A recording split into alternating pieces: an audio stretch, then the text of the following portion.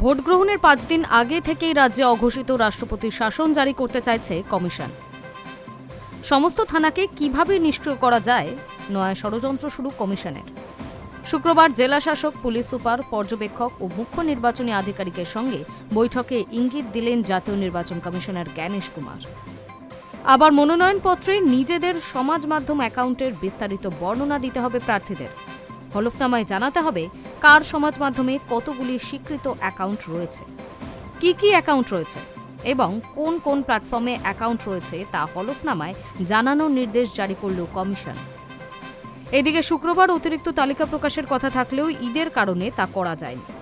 সোমবার প্রথম দফার তালিকা প্রকাশ হবে। ওই সপ্তাহেই দ্বিতীয় তালিকা প্রকাশ হতে পারে। এখনও পর্যন্ত 27,23,000-এর নিষ্পত্তি হয়েছে। কমিশন সূত্রে জানা গিয়েছে, এই মাসের মধ্যেই আরও 2,000 কোম্পানি কেন্দ্র বাহিনী আসছে।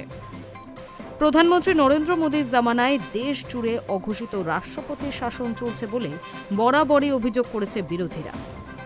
সোচ্চার হয়েছেন বাংলার মুখ্যমন্ত্রী মমতা বন্দ্যোপাধ্যায়। এবার বিধানসভার ভোটকে কেন্দ্র করে তেমনই দেখতে হতে পারে বঙ্গবাসীকে। ভোটের আগে থানাগুলিকে নিষ্ক্রিয় করে আধা সেনার ওপর দায়িত্ব তুলে দেওয়ার পরিকল্পনা শুরু করল কমিশন। সূত্রের খবর, এদিন দফায় দফায় বৈঠকে জাতীয় নির্বাচন কমিশনের তরফে নির্দেশ দেওয়া হয়, ভোট গ্রহণের 5 দিন আগেই আধা সেনার হাতে এলাকার আইন শৃঙ্খলা রক্ষার দায়িত্ব ছেড়ে দিতে হবে।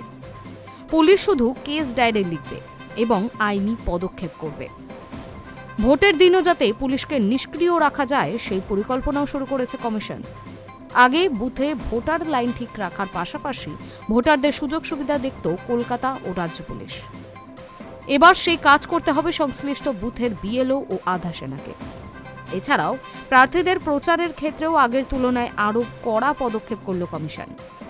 শুক্রবার বিবৃতি জারি করে কমিশন জানিয়েছে, ভোটের আগে সমাজ মাধ্যমে ভুয়ো প্রচার রুখতে বিজ্ঞাপন দেওয়ার জন্য আগে সংশ্লিষ্ট কমিটির কাছ থেকে অনুমোদন নিতে হবে। অনুমোদন ছাড়া সমাজ মাধ্যম বা ইন্টারনেটে কোনো বিজ্ঞাপন দিলে তা নিয়মভঙ্গ হিসেবে ধরা হবে এবং প্রয়োজনীয় পদক্ষেপ করা হবে। কমিশনের বিজ্ঞপ্তিতে জানানো হয়েছে, রাজনৈতিক বিজ্ঞাপনের জন্য যে কোনো দল বা প্রার্থী বা সংগঠনকে মিডিয়া সার্টিফিকেশন অ্যান্ড মনিটরিং কমিটির অনুমোদন নিতে হবে। সমাজ মাধ্যমে বিজ্ঞাপনের ক্ষেত্রেও এই নিয়ম প্রযোজ্য। জেলার এমসিএমসিতে বিজ্ঞাপনের অনুমোদনের জন্য আবেদন করতে পারবেন প্রার্থীরা।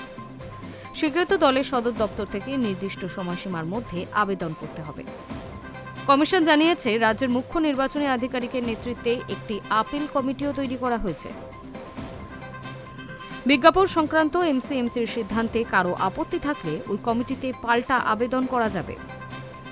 তবে অনুমোদন ছাড়া কোনো ইন্টারনেট মাধ্যম বা ওয়েবসাইটে রাজনৈতিক বিজ্ঞাপন দেওয়া যাবে না। কমিশন জানিয়েছে, ভোটের মুখে সংবাদ মাধ্যমে টাকা দিয়ে কোনো খবর প্রকাশ করা হচ্ছে কিনা এমসিএমসি তার উপর কড়া নজর রাখবে। এই বিষয় নিয়ে শুক্রবার পুলিশ, নোডাল অফিসার ও অন্যান্য আধিকারিকদের সঙ্গে কমিশন একটি বৈঠক করেছে। তাতে ভুয়ো প্রচার সম্বন্ধে আলোচনা হয়েছে। বিভিন্ন সমাজ মাধ্যম কর্তৃপক্ষও সেই বৈঠকে ছিলেন। কমিশন সূত্রে খবর, ভোটের আগে সমাজ মাধ্যমকে ব্যবহার করে ভুয়ো খবর প্রচার করেন অনেকেই। তাতে সাধারণ মানুষ বিভ্রান্ত হন, আর তা আটকাতেই এই সিদ্ধান্ত। High news network.